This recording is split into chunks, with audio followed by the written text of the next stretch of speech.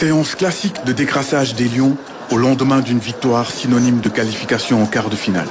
Les 16 joueurs restés sur le banc au coup d'envoi contre le Soudan ont participé à des exercices, à des ateliers dans une ambiance bon enfant. Les Lions affronteront le Mali en quart de finale dans un derby ouest-africain qui s'annonce d'ores et déjà bouillant. Je crois que c'est la première grande équipe que le Sénégal va affronter dans ce tournoi. Parce que le Mali, quand même, c'est de très bons joueurs, surtout au milieu de terrain. C'est vrai que l'attaque, ça ne marque pas beaucoup de buts, même si Sinayoko se débrouille comme il peut.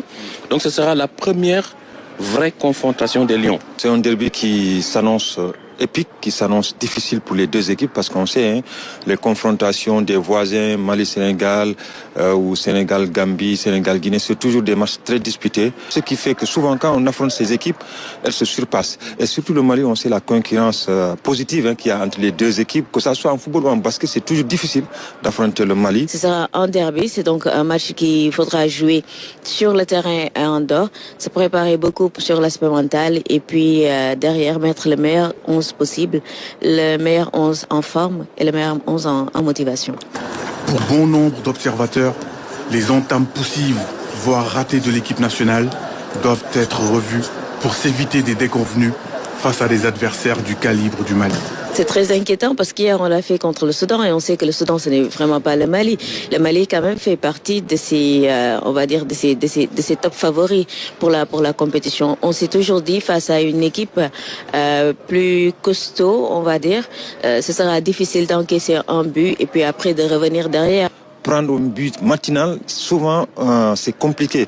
On a eu des expériences contre le Brésil, contre le Congo, au Congo. Donc c'est souvent des choses qu'il faut éviter. Prendre un but matinal, alors on est obligé de se surpasser, on est obligé de se démultiplier pour revenir donc au score. On a des entames difficiles, il faudra corriger. Parce que, croyez-moi, il y a de ces matchs où c'est tellement fermé, quand vous prenez un but, vous ne revenez pas. Et le Sénégal le sait très bien, il le sait mieux que moi, parce qu'en 2019, on prend un but matinal face à l'Algérie, on n'est pas revenu. Face à une forte équipe, vous ne revenez pas. Toutefois, l'information majeure de l'entraînement du jour concerne Lamine Camara, qui a dû, par précaution, écourter sa séance après des douleurs suite à un mauvais appui.